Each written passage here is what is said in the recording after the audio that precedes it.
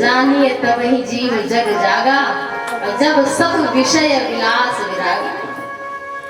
तो रामचरितमानस जैसा कोई ग्रंथ नहीं, सबकी महत्ता है, सब श्रेष्ठ है, लेकिन रामचरितमानस गाने वाला ग्रंथ है। इसमें कोई भजन गाओ ना गाओ, स्वयं में ये भजन है रामचरितमानस। एक संत कह रहे थे कि गीता योग का ग्रंथ है, गीता योग का ग्रंथ है और श्रीमद् भागवत वियोग का ग्रंथ है। कृष्ण चले गए गोपियों से बिछड़ के, कभी आए नहीं। तो गीता योग का ग्रंथ है, श्रीमद् भागवत वियोग का ग्रंथ है, लेकिन श्री रामचरितमानस प्रयोग का ग्रंथ है। जीवन में जितनी चौपाइयां हैं, ये हमें हमारे जीवन में जिसको कुछ नहीं आता रामचरितमानस का, वो भी यही कहता स्वार्थ लाख करे सब प्रीति भैया। ज्यादा कुछ जानता नहीं, लेकिन दो चार चौपाइयां जब किसी सुखाने।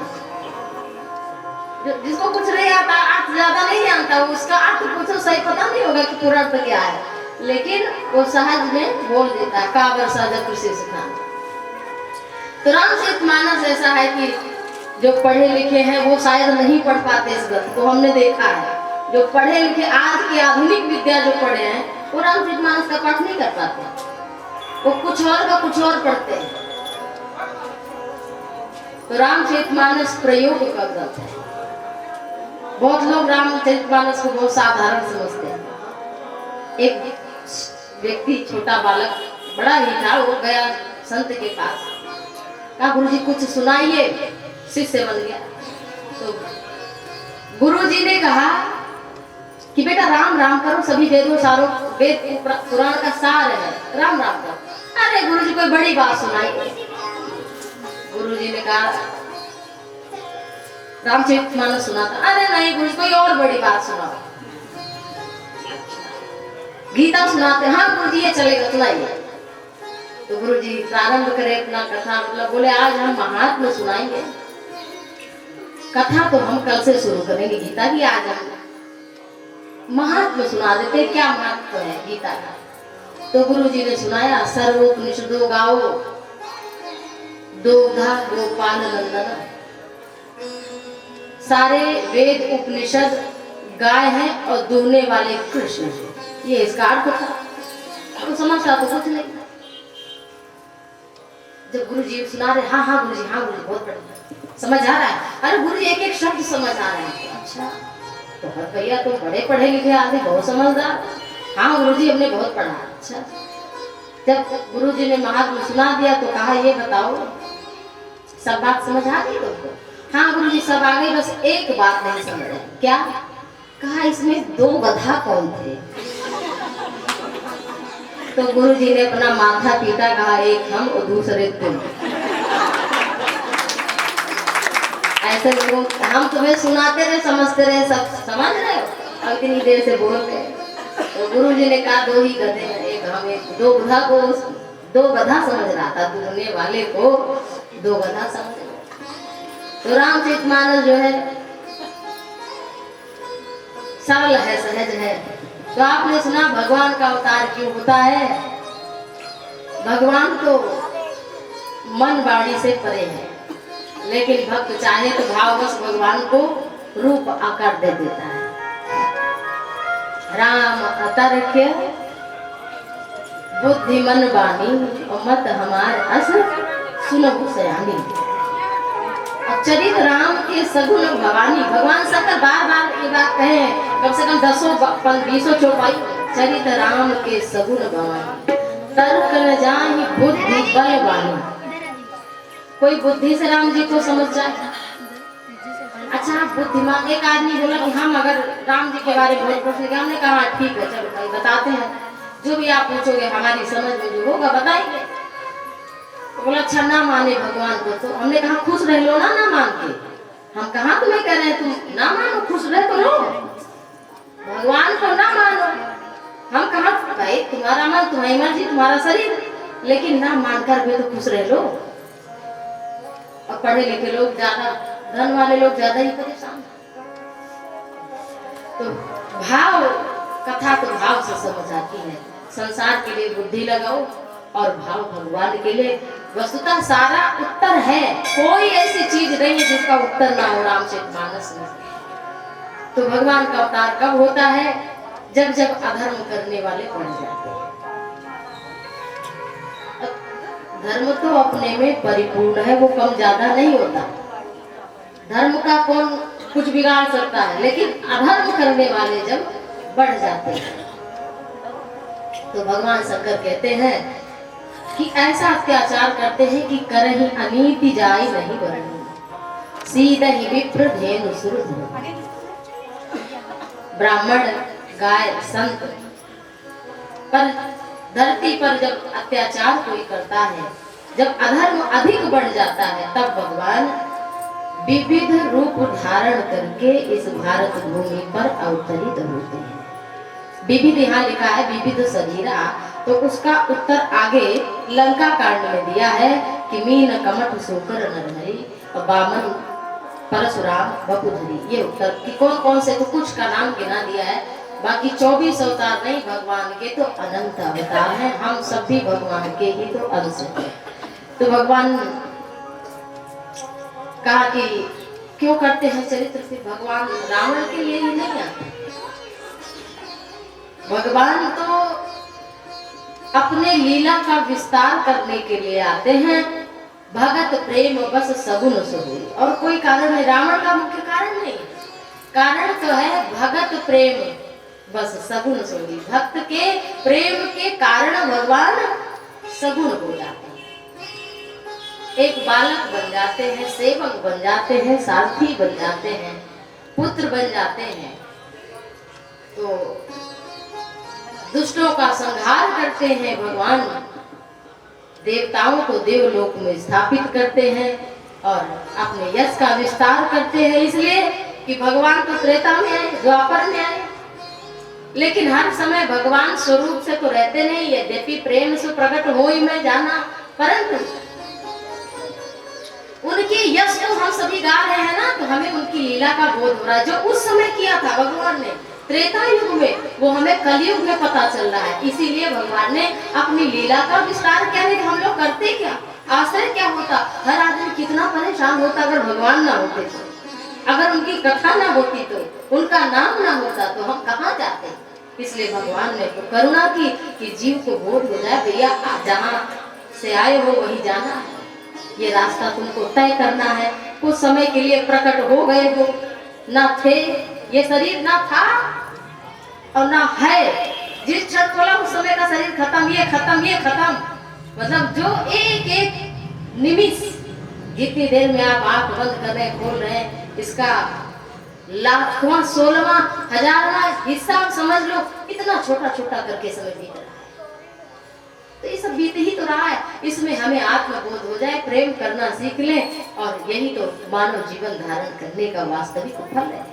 नहीं तो किसका, बड़े बड़े विद्वान हुए, बड़े बड़े योद्धा हुए, सूरवीर हुए, किसका नाम कौन जान रहा है। कुछ समय के लिए लोग प्रकाशित अधिक हो जाते हैं, वो अपने को कुछ अधिक मानने लगते हैं, परंतु वो क्षणिक है। हमें किसी चकाचौंध में नहीं आना, क्योंकि दुनिया 4 दिन की है, जीवन 4 दिन का है। तो भगवान का अवतार इसलिए हुआ कि भक्त जन उनकी लीला कथा को गा करके भव सागर से पार हो जाए।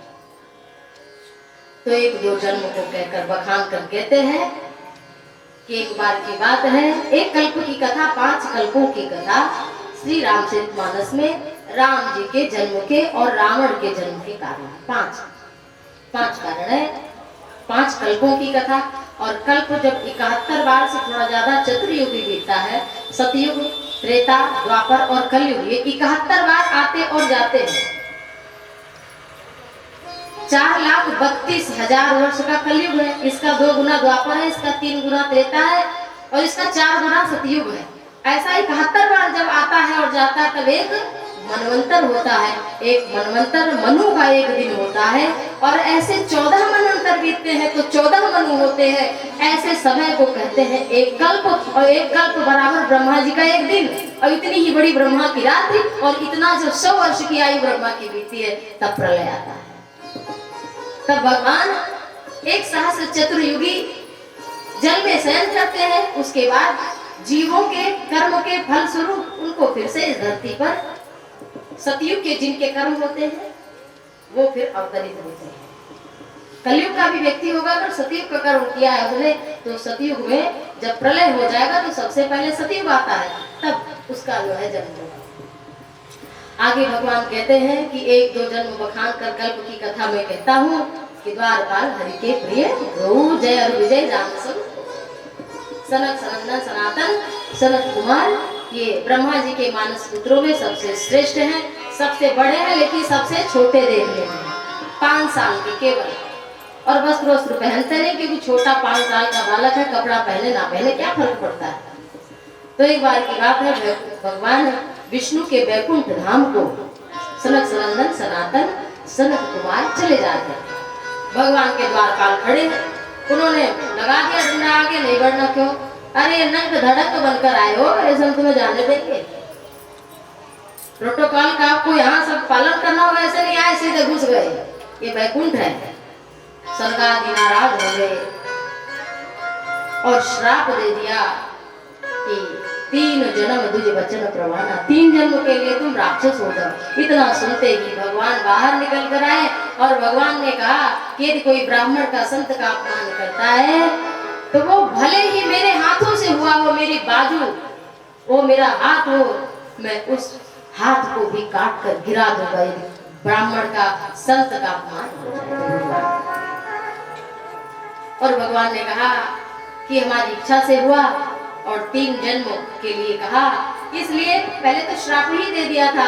भगवान श्री हरि ने जब क्षमा मांगी तब 3 जन्म कहा, और 1 जन्म में वही सतयुग में हिरण्यकश्यप और हिरण्याक्ष, तो भगवान एक कल्प में 12 रूप धारण करके हिरण्याक्ष का वध करते हैं और नृसिंह रूप धारण करके भगवान हिरण्यकश्यप का वध करते हैं। और फिर वही त्रेता में रावण और कुंभकर्ण बनते हैं भगवान के जय और विजय द्वारपाल, और वही द्वापर में शिशुपाल और दंत वक्र के रूप में अवतरित होते हैं। भगवान उनको उनका निर्माण करते हैं, मोक्ष देते हैं। इस तरह से एक कल्प की कथा हुई। अब इसकी कथा अगर संपूर्ण रूप से कही जाए तो ये तो पूरी भागवत है, पूरी भागवत सुना दी है तुलसीदास जी ने। और फिर आगे सुनाते हैं दूसरे कल्प की कथा। भगवान शंकर के नेत्र से एक बार माता पार्वती भोलेनाथ कैलाश के शिखर पर विराजमान है। माता पार्वती को विनोद सूझा और उन्होंने शिव पुराण की एक कथा में आपको संक्षेप में सुना देती हूँ। माता पार्वती ने नेत्र बंद किए, पीछे से आकर के कभी पति पत्नी में हास विलास भी होना चाहिए, खुशी भी होनी चाहिए, कभी हंसी मजाक भी होना चाहिए। माता पार्वती आई और शंकर जी के नेत्र बंद कर लिए। शंकर जी भोले हैं और कौन है? करालम महाकाल कालम कृपाल। होने को तो भोले हैं लेकिन अपने पे आ जाए तो काल के भी महाकाल है। छोटे से छोटे और बड़े से भोलेनाथ के नेत्र जब बंद किए, आंख कुछ गर्म हुई, एक आंसू निकला और वो आंसू से जालंधर इतना तेज रोया कि ब्रह्मा भी चौंक गए। और वो ब्रह्मा जी ने देखा तो उसको गोद में लेकर गिराए, इतना ऐसा तेजस्वी बालक, अब वो जालंधर हो गया। लेकिन उसकी वृत्ति, क्योंकि नेत्र भगवान शंकर के बंद थे, गर्म थे, तो उसकी वजह से उसे दैत्य स्वरूप प्राप्त हो गया। और जब दैत्य स्वरूप प्राप्त हो गया, उसे कोई जीत ना पाता था। उसका विवाह वृंदा के साथ हुआ, जो परम सती असुराधिप नारी तेरिबल ताहि न जीतहि पुरारी। भगवान शंकर तो त्रिपुरारी है, उनसे कौन जीत सकता है। लेकिन जब जालंधर और शंकर जी से ही युद्ध हुआ, तब वृंदा सतीत्व के बल पर शंकर जी भी युद्ध नहीं जीत पा रहे थे। हमारे यहाँ सती और संत का ही स्वागत है, सम्मान है, सती और संत का। तो फिर भगवान विष्णु से भोलेनाथ ने मन ही मन प्रार्थना की कि जब तक वृंदा का सतीत्व नहीं नष्ट होगा, तब तक मैं जालंधर मेरा ही पुत्र है, इसका वध नहीं कर सकता हूँ। फिर भगवान श्री हरि जालंधर का रूप धारण करके इधर युद्ध हो रहा है शिव और जालंधर में, और इधर भगवान श्री हरि जालंधर का रूप धारण करके वृंदा के पास जाते हैं और वृंदा के साथ छल जैसे ही स्पर्श करते हैं, वैसे ही इधर भोलेनाथ जालंधर का वध कर देते हैं और सिर कटता है, आकर के वृंदा के चरणों में गिरता है। वृंदा रो पड़ी, चिल्ला उठी और भगवान को श्राप दे दिया कि तुम पत्थर हो जाओ, और वही भगवान शालिग्राम बन गए। और भगवान ने मानो ये कहा कि मैं स्वयं ब्रह्म होकर के भी नारी के द्वारा, नारी के साथ मैंने छल किया तो मैं पत्थर बन गया। तो समस्त जो मानव है, जो जीव है, वो नारी के साथ अगर छल करते हैं, कपट करते हैं, धोखा करते हैं, तो सोचो उनकी कैसी गति हो सकती है। और फिर इस तरह से वृंदा ने भी भगवान को श्राप भी दिया कि जैसे हमारे साथ तुमने छल किया है, ऐसे हमारा पति भी तुम्हारी पत्नी के साथ छल करेगा। और वही रावण आकर के बना, और इस तरह से सीता का हरण हुआ और भगवान ने उसको परम पद दिया। इस तरह से दूसरे कल्प की कथा पूरी हुई। और तीसरे कल्प की कथा आइए हम सभी श्रवण करते हैं। नारद शाप दीन एक बारा, कलप एक लगी तेहि अवतारा।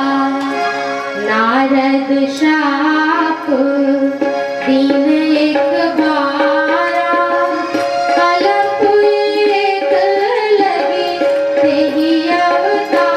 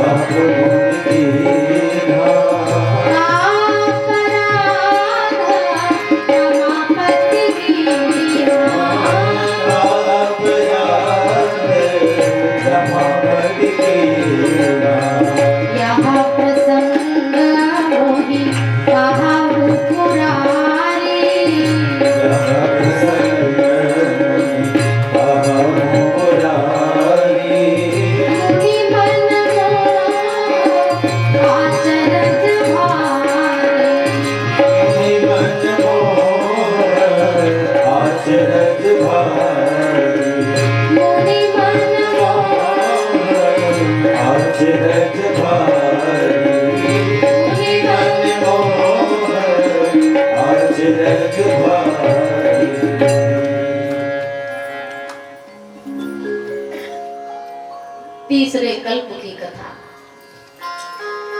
तुलसीदास जी सुनाते हुए कहते हैं, एक बार की बात है कि श्री नारद ने भगवान विष्णु को श्राप दिया।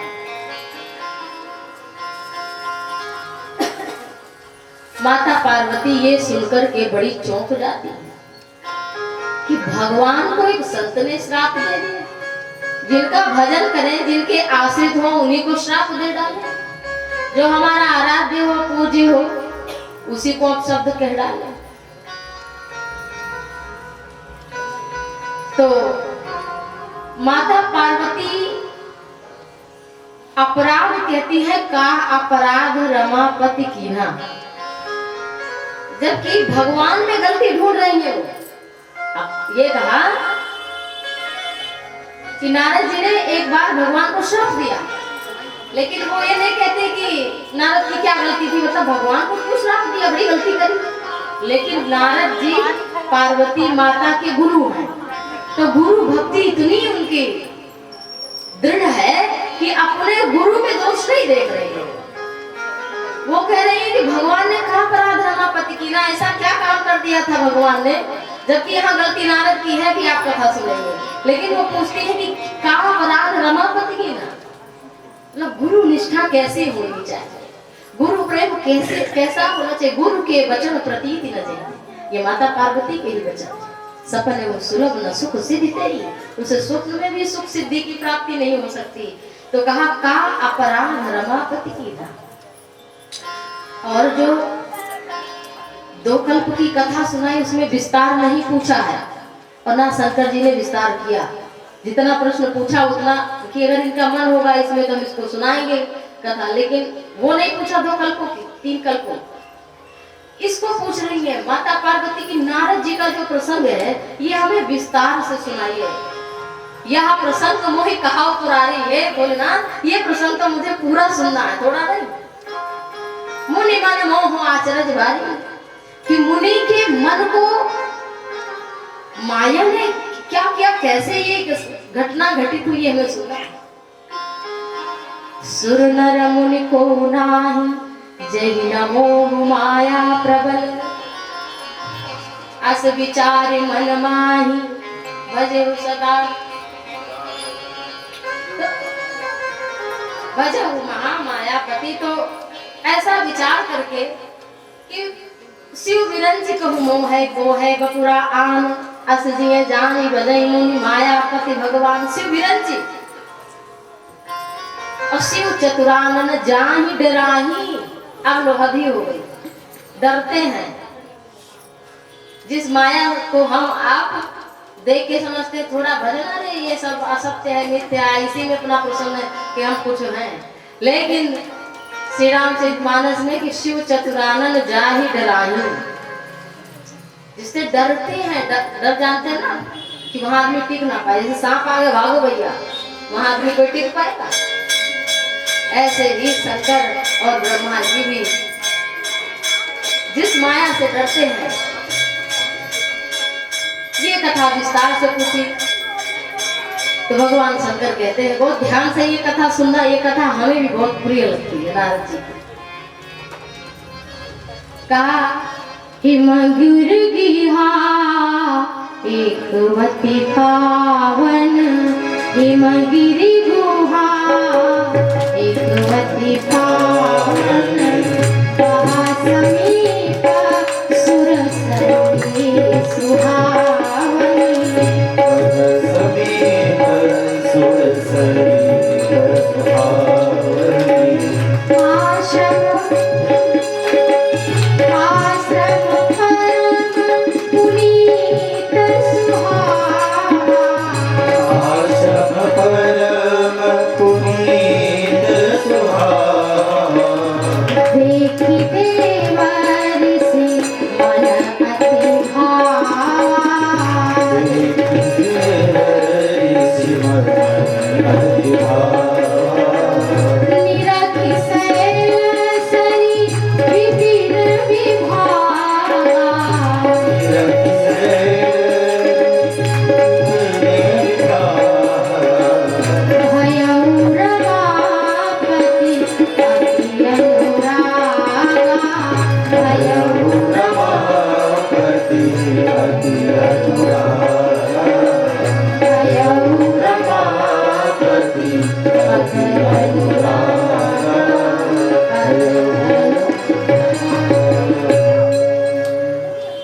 भगवान शंकर कथा सुना रहे हैं कि हिमगिरि गुहा, हिमालय के समीप एक सुंदर स्थान है।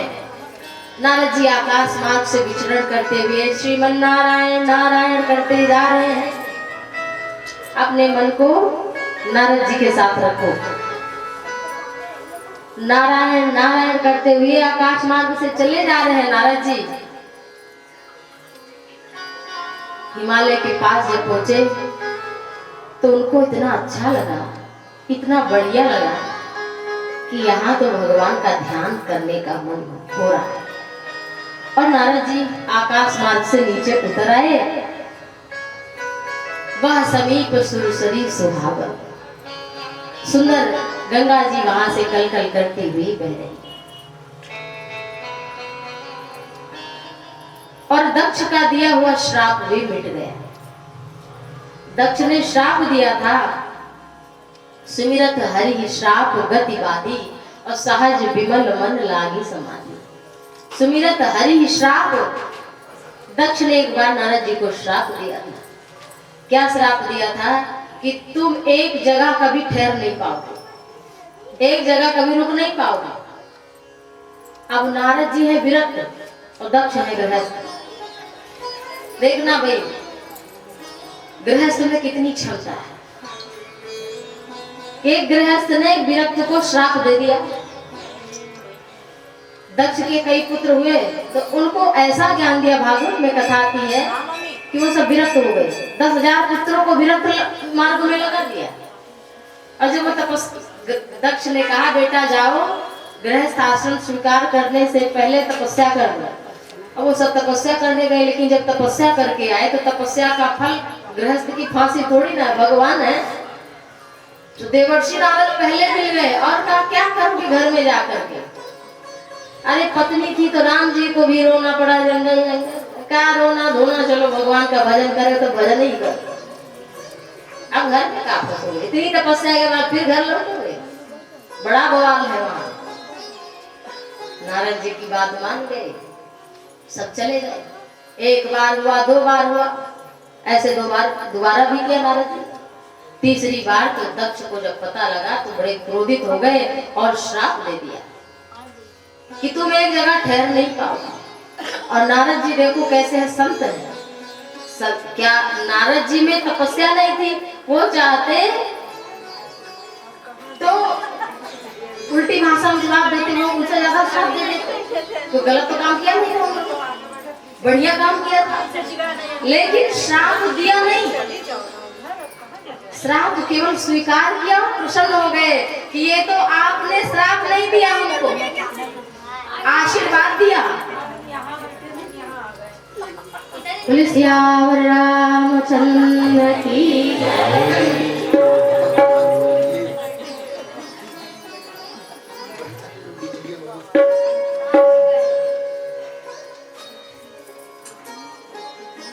तो एक गृहस्थ ने एक विरक्त को श्राप दिया। नारद जी चाहते तो उल्टे श्राप दे देते कि हमारा अगर तुमने हमको दिया तो हम तुमसे 4 गुना दे सकते हैं। लेकिन संत तो वही है जो अपकार को सहन करना सीख जाए, वो संत है। नारद जी ने श्राप नहीं दिया और कहा अभी तो एक जगह रुकते, ठहरेंगे नहीं तो जगह जगह घूमने को मिलेगा, घूमते ही रहेंगे, बढ़िया यात्रा पर ही रहेंगे। इससे बढ़िया क्या, लोग घर में रहते रहते उब नहीं जाते कि चलो कहीं रामेश्वरम हो आए, अयोध्या हो आए, काशी हो आए, मथुरा हो आए। और जो भाई सांसारिक लोग हैं वो सोचते हैं कि पिकनिक हो आए, यहाँ घूम आए, वहाँ गोवा चले जाए, उनकी वैसी बुद्धि है। हाँ, जो भगवान के भगत हैं वो सोचते हैं कहीं तीर्थ यात्रा हो जाए। तो एक जगह मन किसका लगता है? तो नारद जी ने कहा ये तो आपने श्राप कहा दिया, जगह जगह घूमने का मौका मिलेगा, एक जगह ठहर नहीं पाएंगे, तो बहुत बढ़िया किया आपने। तो सांसारिक आदमी अगर कहीं कोई जाता है तो सोचता है बड़ी अच्छी जगह है, सोचता अगली बार अपनी पत्नी को लाऊंगा, बच्चों को लाऊंगा, घुमाऊंगा बढ़िया, कोई मन में संकल्प करता है। लेकिन नारद जी सहज विमल मन लागी समाधि, समाधि लग गई नारद जी की। और ऐसी तपस्या दुष्कर की कि कामदेव को बुलाया इंद्र ने और कहा जाओ हमारा सिंहासन डोल रहा है, देखो देवता है इंद्र, राजा है, राजा होने के बाद भी डर है। और है कौन? देवता। हम लोग अनुष्ठान करते हैं किसके लिए? देवताओं के लिए।